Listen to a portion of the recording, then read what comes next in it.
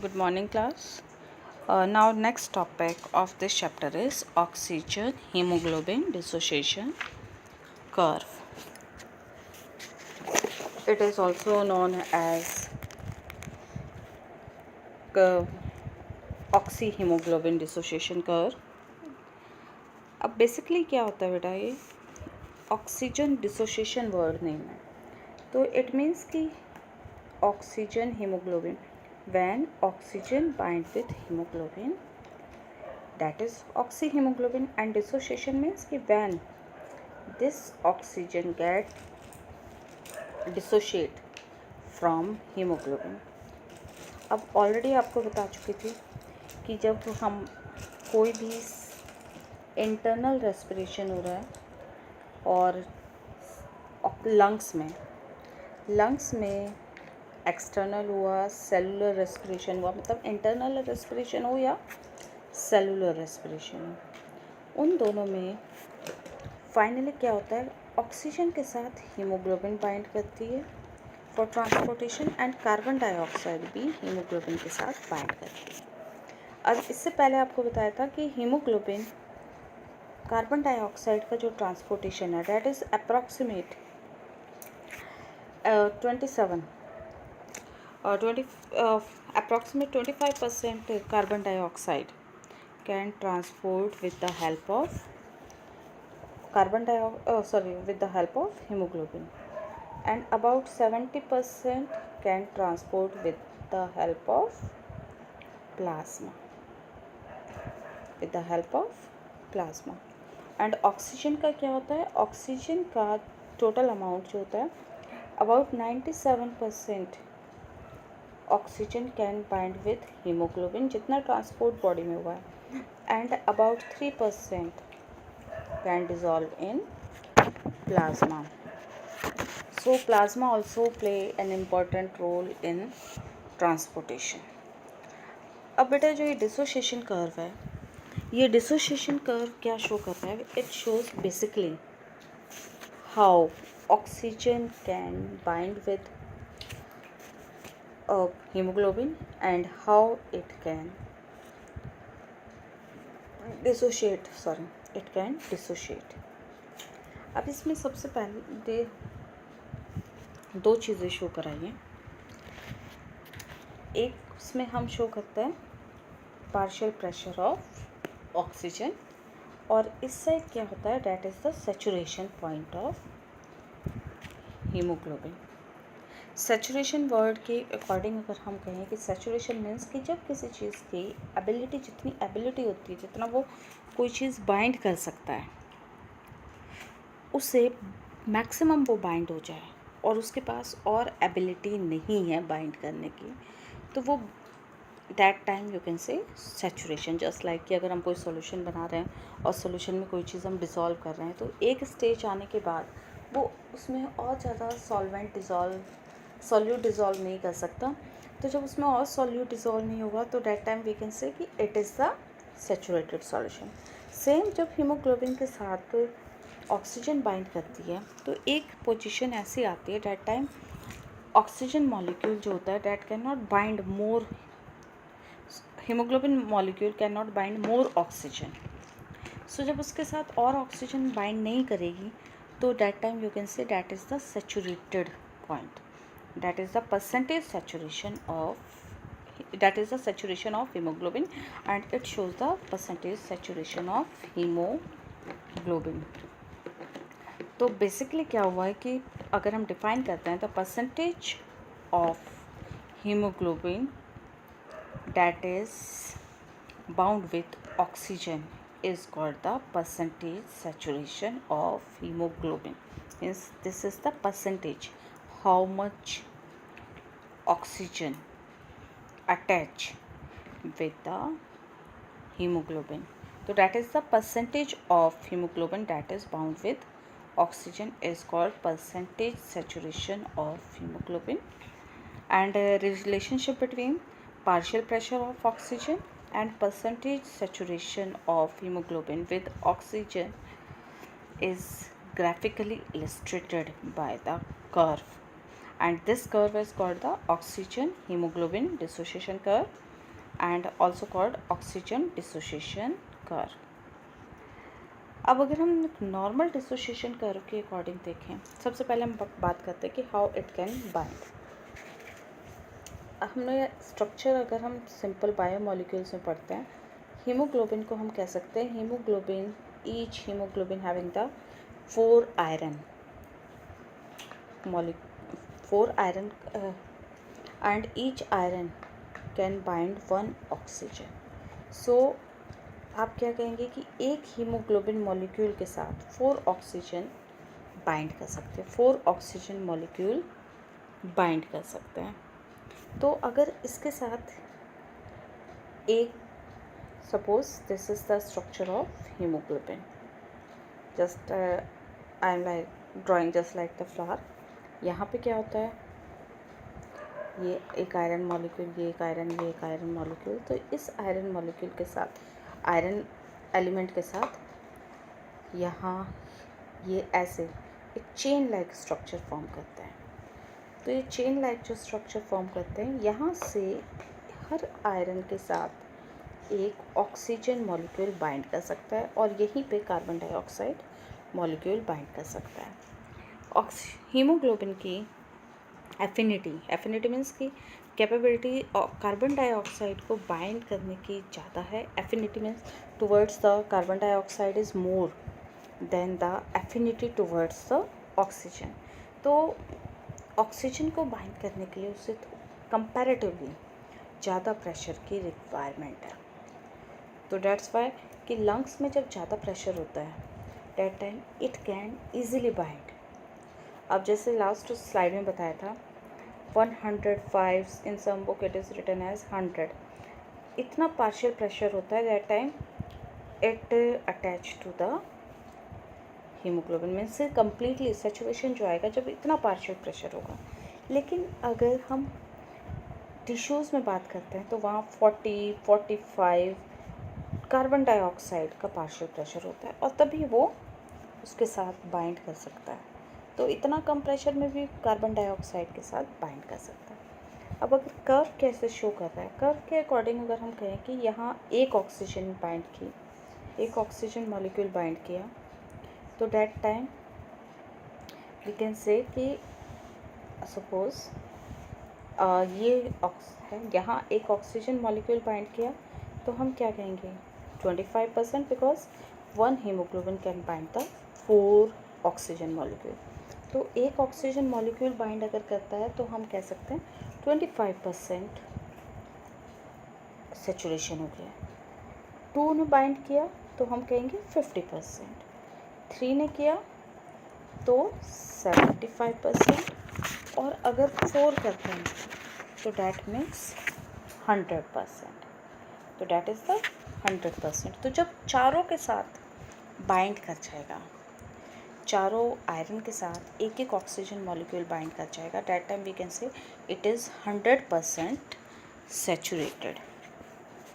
अब अगर हम उसके अकॉर्डिंग बात करते हैं कि प्रेशर जैसे जैसे इंक्रीज़ होता है, जितना पार्शियल प्रेशर इंक्रीज उतना सैचुरेशन कंप्लीट सेम।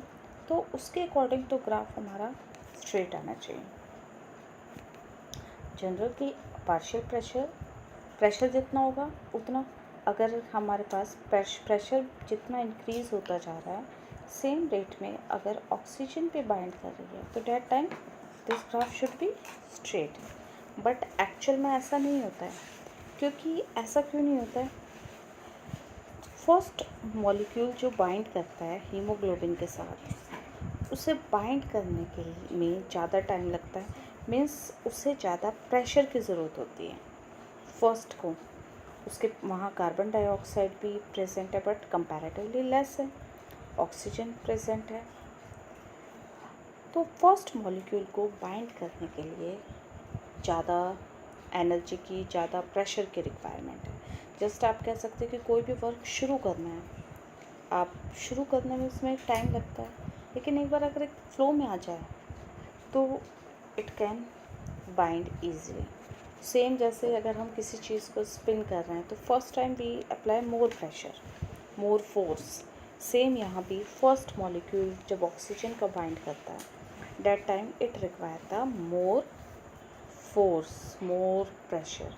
तो ज़्यादा प्रेशर की वजह से ज़्यादा प्रेशर रिक्वायर्ड हुआ और अमाउंट कितना हुआ, कम. जस्ट सबसे पहले हम सेंटर वाला ग्राफ लेंगे. ये जो 3 लाइन्स शो की है that is normal, means normal condition जो होती है उसमें. अगर एक नॉर्मल कंडीशन में करें, अगर 10% की ही बात करें तो 10% जब 10% नहीं 10 mm पार्शियल प्रेशर पे हम चेक करें तो 10 अराउंड 15. नेक्स्ट 20 में कितना बात करें, अराउंड मोर देन 30. अगर हम ग्राफ को रीड करते हैं तो ग्राफ को रीड करते टाइम, और दोबारा ड्रॉ करती हूँ, क्लियर नहीं है. Suppose it is 10. तो अगर मैं इस लाइन को ड्रॉ करती हूँ तो यहाँ से सेंटर वाले से अप्रॉक्सीमेट 10 ही होगा. और अगर मैं 20 के अकॉर्डिंग कर रही हूँ तो 20 के अकॉर्डिंग मोर देन 30. तो यहाँ तो प्रेशर में चेंज कितना है, सिर्फ 10 का, लेकिन सेचुरेशन में कितना चेंज है, डैट इज़ अप्रॉक्सीमेट 20. अब सेकंड केस में क्या हुआ, अगर हम 30 के अराउंड बात करें तो जब 30 प्रेशर आया तब ये फिर इंक्रीज़ हो गया डबल, लेकिन उस टाइम अप्रॉक्सीमेट सेम रेट है, मीन्स देन 40 के पास भी 75. तो एक इक्वल सा फिर अप्रॉक्सीमेट 15% सेचुरेशन इंक्रीज़ हो रही है. मीन्स कि यहाँ से यहाँ तक का जो ग्राफ है that is little bit straight, because जो चेंज आ रहा है, जो सेचुरेशन है that growing in same rate, but यहाँ पे स्लो डाउन है और फिर फाइनली उसके बाद जाने के बाद भी वो कंपैरेटिवली स्लो हो जाता है. वो स्लो किससे हो जाता है, ऑलरेडी 25 जब एक हुआ तो एक ने दूसरे को एक्टिवेट किया तो दूसरा इजीली बाइंड हो गया, तीसरा भी इजीली हो गया, चौथा भी इजीली हो गया. तो क्या होता है, फर्स्ट को ज़्यादा प्रेशर की रिक्वायरमेंट है, सेकंड को मतलब यहाँ पे प्रेशर कम प्रेशर पे ही ज़्यादा चेंज आ जाएगा. सेकंड को उसे एक्टिवेट करता है तो सेकंड और इजीली बाइंड कर जाता है, देन थर्ड और इजीली बाइंड हो जाता है, एंड जब थर्ड बाइंड हो गया तो फोर्थ और इजीली बाइंड हो जाता है. मीन्स कि कंपैरेटिवली फर्स्ट को जितना प्रेशर की रिक्वायरमेंट थी उससे कम प्रेशर सेकंड को, और उससे कम थर्ड को, और उससे भी कम फोर्थ को. तो जिसकी वजह से ये एस शेप कर्व आता है, and this curve is called the sigmoid shape. And ये क्वेश्चन इंपॉर्टेंट है कि Y oxygen dissociation curve, what is the shape of oxygen dissociation curve and why it is sigmoid shape. तो अगर हम कहें कि नॉर्मल कंडीशन में S shape है और ये क्या शो कर रहा है, that is the acceptance of oxygen by haemoglobin. तो जब पार्शियल प्रेशर ऑक्सीजन का 25 mg है, that time saturation is about 50%. और इसका मतलब क्या हुआ कि जब 50% मतलब ब्लड में अप्रॉक्सीमेट 50% ऑक्सीजन है.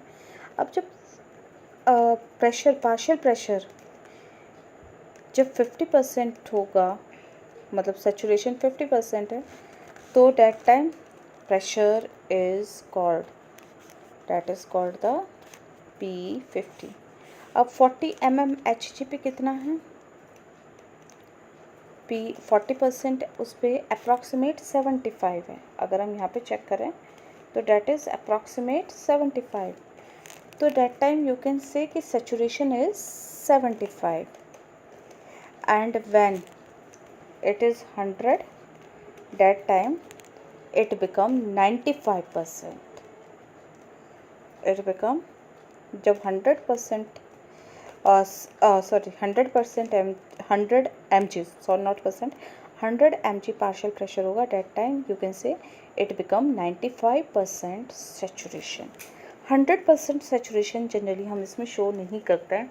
अब हम कहेंगे कि जब 4 ही वो कंबाइंड कर सकता है तो why we don't know, because some amount of oxygen, जितना टोटल ऑक्सीजन, अगर हम टोटल कंपैरिजन करें जितना टोटल ऑक्सीजन, जितनी हीमोग्लोबिन हमारा ब्लड में प्रेजेंट है दैट टाइम, उसका परसेंटेज अगर हम निकालते हैं ब्लड में, कुछ परसेंट प्लाज्मा में प्रेजेंट है. So it is called approximate 95% saturation is highest.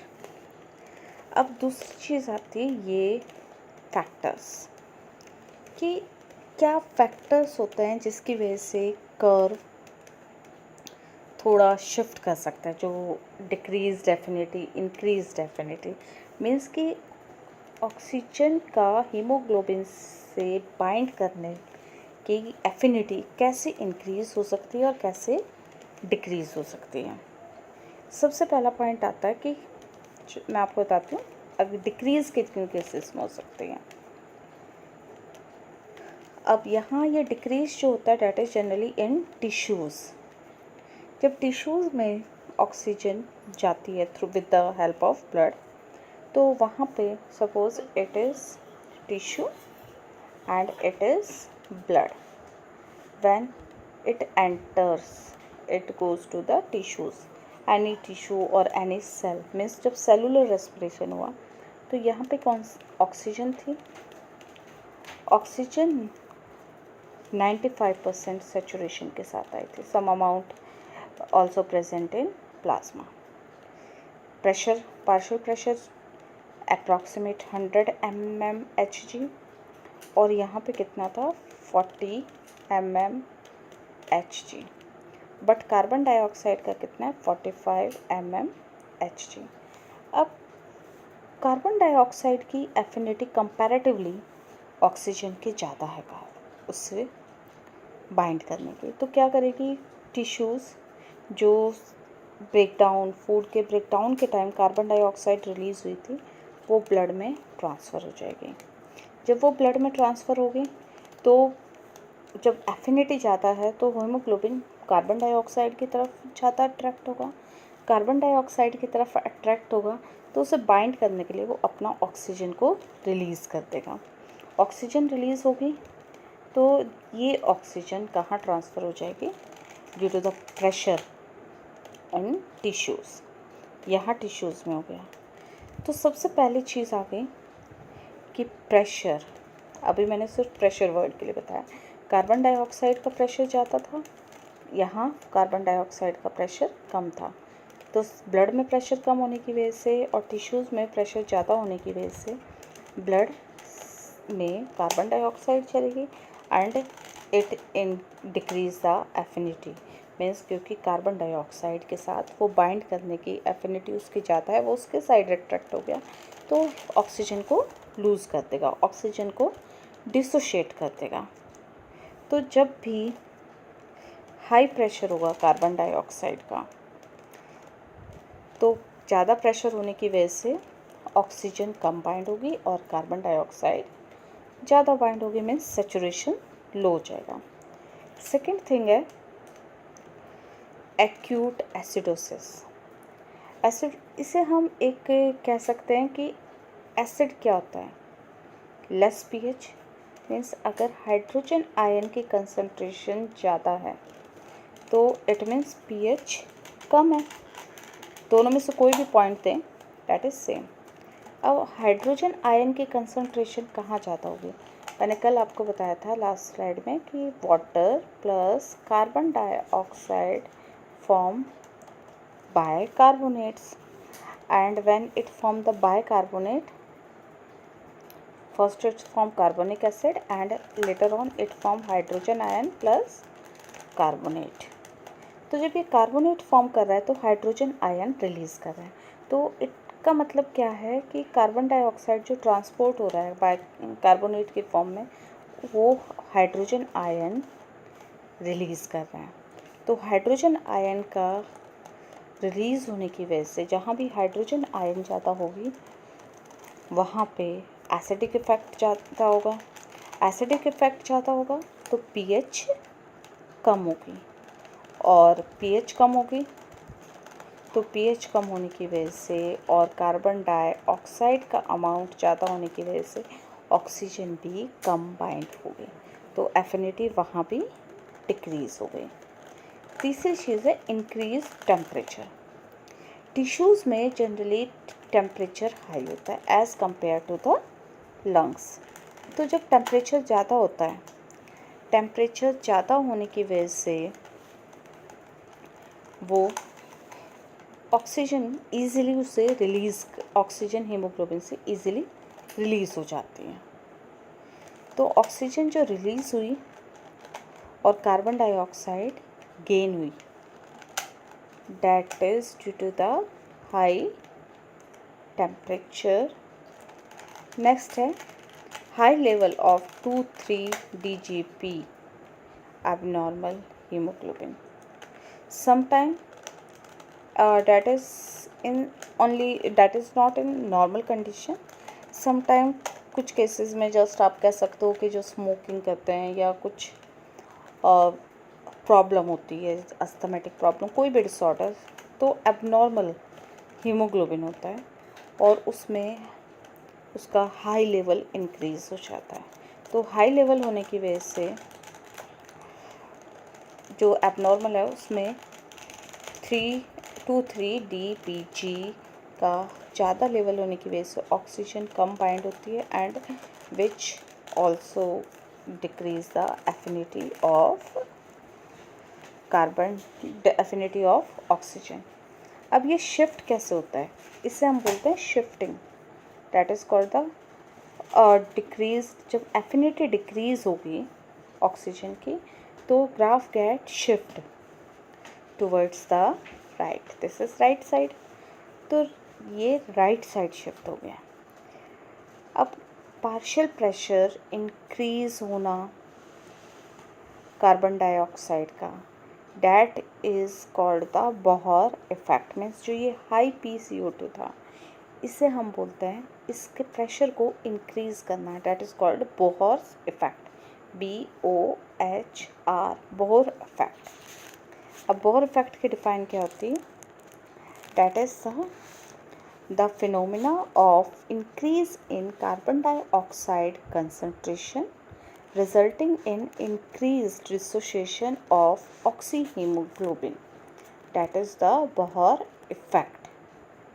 That is the Bohr effect means कि कार्बन डाइऑक्साइड की कंसंट्रेशन अगर इंक्रीज़ हो रही है और वो इंक्रीज़ होने की वजह से डिसोसिएशन ऑक्सीजन का ज़्यादा हो जाता है, तो that phenomena is called the Bohr effect. And 1 mark question में ये इम्पॉर्टेंट है, व्हाट इज़ बोहर इफेक्ट। अब इसकी वजह से ऑक्सीजन ट्रांसपोर्ट भी जैसे डिक्रीज़ हुआ, तो ये क्या करेगा, कार्बन डाइऑक्साइड बाइंड करेगा, then again goes to the lungs. अब नेक्स्ट, अब हम शिफ्टिंग की बात कर रहे थे, why we called it shifting. Pressure same है। अब जैसे ये आपको एक सेम उसमें दिखाया हुआ है, अगर हम इसकी बात करें, किसी भी एक हम प्रेशर को ले लेते हैं, सपोज़ वी आर टेकिंग 20, तो 20 पे नॉर्मल में कितना था, अप्रॉक्सीमेट 30, बट 20 प्रेशर पे अगर एफिनिटी डिक्रीज हो गई है तो that time saturation point is approximate 20। That time saturation point is approximate 20, क्योंकि ये ग्राफ थोड़ा सा नीचे शिफ्ट कर गया। तो दिस पॉइंट जो डार्क दिखाया हुआ है, डैट इज़ द शिफ्टिंग। तो आप यहाँ भी चेक कर सकते हो, यहाँ पे अगर हम चेक करें, चलो 40 ले लेते हैं, और 40 पे अगर हम चेक करें तो 40 पे जब एफिनिटी डिक्रीज़ हुई, डैट इज़ अप्रॉक्सीमेट 68, 69, और जब एफिनिटी नॉर्मल कंडीशन थी, डैट इज़ अप्रॉक्सीमेट 80। तो आप कह सकते हैं प्रेशर तो सेम है, ऑक्सीजन का प्रेशर सेम रहा, पार्शियल प्रेशर जो एटमॉस्फेरिक पार्शियल प्रेशर था वैसे डिक्रीज़ नहीं हुआ, लेकिन दूसरे फैक्टर्स जिनकी वजह से, मतलब सेम ऑक्सीजन प्रेशर पे अगर ये फैक्टर्स हमें मिल जाएं तो क्या करते हैं, ये ऑक्सीजन एफिनिटी को डिक्रीज़ कर देते हैं, and finally they decrease the partial pressure of oxygen. तो पहले पार्शियल प्रेशर एकदम डिक्रीज़ नहीं हुआ, तो finally it get decrease. Now come to the next point कि how it can increase. Increase कैसे होती है? एक्यूट एल्कलाइज। अब अगर एल्कली है तो it means H ion concentration कम है, means pH is more and hydrogen ion concentration is less। Hydrogen ion concentration कम होने का मतलब क्या हुआ कि कार्बन डाइऑक्साइड का अमाउंट कम है, क्योंकि carbon dioxide maximum carbon dioxide transport in the form of carbonate, तो कार्बोनेट नहीं हो गई, कम कार्बन डाइऑक्साइड प्रेजेंट है, तो it increase the affinity, it increase the binding capacity of the oxygen with haemoglobin. Second क्या है? Decrease temperature.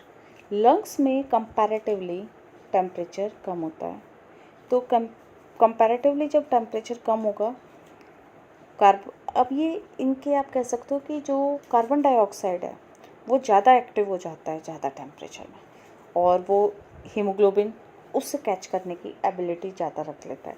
लेकिन जब टेम्परेचर लो होता है ऑक्सीजन ज़्यादा एक्टिव हो जाता है and it attach with the haemoglobin. So same यहाँ भी। सेकेंड क्या हो गया? Low level of 2-3 GB, same जैसे यहाँ भी था, हाई लेवल ऑफ 2-3 DPG। तो अगर यहाँ पे भी लेवल कम है या तो क्या होगा? ऑक्सीजन इजीली बाइंड कर जाएगी। कार्बोक्सी हीमोग्लोबिन, मिथेनो हीमोग्लोबिन की अब वहाँ पे कार्बोक्सी हीमोग्लोबिन ऑलरेडी प्रेजेंट है, तो वो कार्बोक्सी हीमोग्लोबिन से कार्बन डाइऑक्साइड रिलीज़ होगी एंड जब वो फ्री करेगा तो ऑक्सीजन इजीली बाइंड हो जाएगी। एंड एबनॉर्मल हीमोग्लोबिन, एबनॉर्मल कोई भी हीमोग्लोबिन में एबनॉर्मलिटी आ सकती है, तो वो शिफ्ट राइट भी कर सकता है और लेफ़्ट भी। तो उस टाइम यहाँ पे क्या कहेंगे? इंक्रीज़ हो गई एफिनिटी। अब सेम अगर हम 20 की ही बात करें तो 20 पे नॉर्मल कंडीशन 30 थी और इसमें क्या हो गई? अप्रॉक्सीमेट 50। तो यहाँ ऑक्सीजन को बाइंड करने की कैपेसिटी ज़्यादा हो गई। सेम यहाँ अगर हम 30 की बात करें तो 30 पे नॉर्मल कंडीशन में अबाउट 55 था, लेकिन जब एफिनिटी इंक्रीज हो गई that time it is about 70, it is about 70। तो हमारे बहुत सारे फैक्टर्स हैं, जैसे अगर हम कहें बॉडी का टेम्परेचर इंक्रीज़ हो रहा है, फीवर हमें होता है तो फीवर होने के टाइम हमारा बॉडी का टेम्परेचर इंक्रीज़ हो गया। समटाइम वी फील कि हमें एनर्जी लेवल कम लगता है।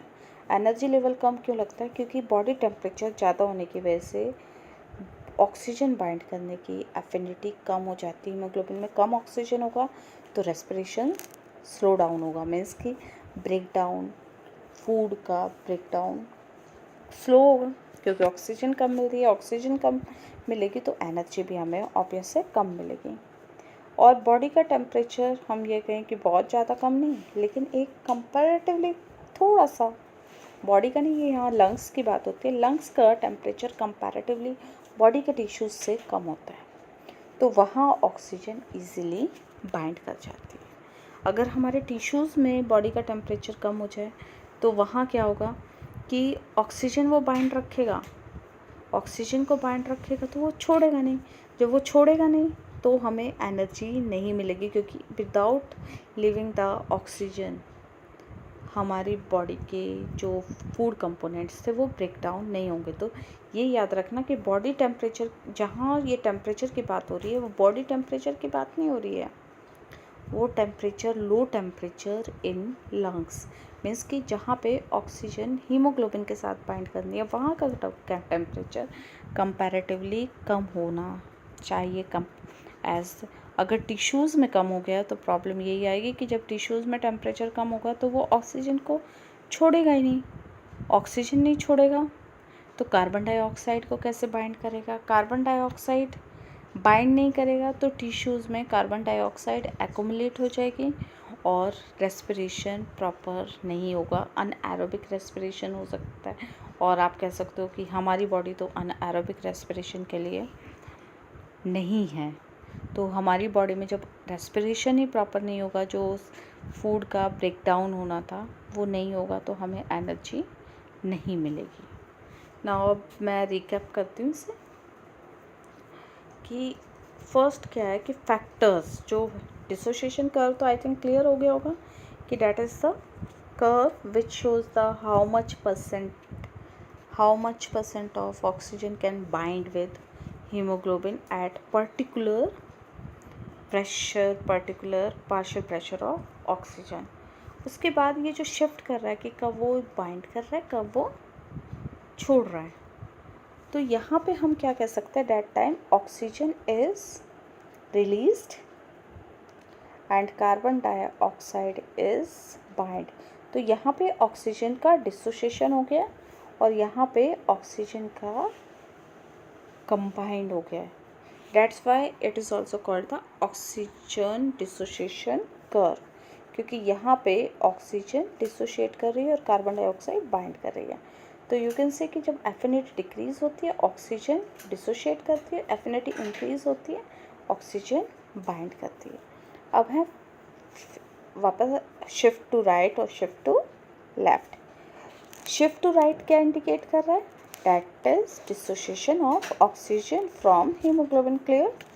Now the oxygen hemoglobin curve is shifted to right when increase in partial pressure of carbon dioxide, that is called Bohr effect, increase in hydrogen ion concentration, and if hydrogen ion concentration increase then decrease in pH, it means more acidic and increased body temperature. And in what cases shift to left? First what it shows, shift to left indicates the association of oxygen by hemoglobin, and the oxygen hemoglobin dissociate curve shift to left when decrease in partial pressure of carbon dioxide and lowering the body temperature and high pH level, or you can say lower concentration of hydrogen ion or more alkaline. I think it's clear. And beta, it is very important topic. Generally in NEET exam it is asked. तो ये वैसे भी बहुत important topic है and you have to draw this curve in your notebook. Now next slide, what is cellular respiration? अब बार बार मैं बता रही हूँ कि सेल्स में ब्लड आया and it get it is utilized in the breakdown of glucose to release the energy. तो cellular respiration क्या है? That is the release energy which carried in cells by the oxidation of food, and when this oxidation takes place, that time ATP molecule get formed and energy is stored in this form. This energy is used to carry out the vital life process, means जो हमारी life के process होते हैं. That's why ATP is called the energy currency. अब ATP जब form होती है, that mean product using mitochondria, और बाय प्रोडक्ट जो कार्बन डाइऑक्साइड है, वाटर वेपर है, वो ब्लड के थ्रू रिलीज़ हो लंग्स में जाता है एंड दे गेट रिलीज़. और जब एनर्जी रिलीज़ हो रही है, बॉडी में थोड़ी सी हीट भी रिलीज़ होती है विच मेंटेन द बॉडी टेम्परेचर. अब मैं आपको रिकॉल कराती हूँ कि हाउ द कंप्लीट respiration या how transportation of oxygen and carbon dioxide takes place. First, सबसे पहले क्या होता है, लंग्स में प्रेशर ज़्यादा, प्रेशर ऑक्सीजन का ज़्यादा है और ये ब्लड वेसल्स हैं, यहाँ प्रेशर कार्बन डाइऑक्साइड का ज़्यादा है और यहाँ इसका प्रेशर ज़्यादा है। तो ऑक्सीजन का प्रेशर ज़्यादा होने की वजह से ऑक्सीजन ब्लड में आना शुरू कर देती है। ब्लड में आने के बाद ये ऑक्सीजन हीमोग्लोबिन के साथ बाइंड करती है एंड हीमोग्लोबिन के साथ जो कार्बन डाइऑक्साइड था वो रिलीज़ होके यहाँ आ जाता है। दूसरा जो प्लाज्मा में था, जो प्लाज्मा में ऑक्सीजन थी वह कार्बन डाइऑक्साइड थी, वो कार्बोनेट्स की फॉर्म में आई, वो हाइड्रोजन आयन भी थे। कार्बन डाइऑक्साइड कार्बोनेट से OH मॉलिक्यूल सेम एल्कली, क्योंकि OH क्या हुआ, एल्कलाइन मीडियम क्रिएट करना शुरू करता है एंड एल्कलाइन मीडियम क्रिएट करके ये हाइड्रोजन के साथ बाइंड करता है और कुछ चीज़ें, कुछ वाटर वेपर और कार्बन डाइऑक्साइड रिलीज़ हो जाती है। अब क्या चीज़ है यहाँ पे, हीमोग्लोबिन एंड ऑक्सीजन, ब्लड में ये चीज़ें प्रेजेंट है। इसे हम बोलते हैं oxy haemoglobin and carbon dioxide जब होता है that is called the carboxy haemoglobin.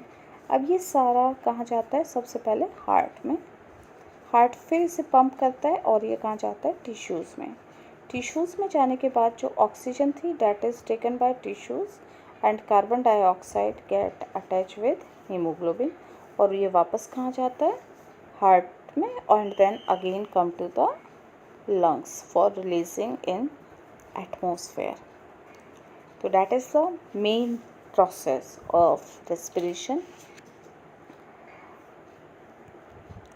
Now next topic जो होता है that is the abnormality we will do tomorrow.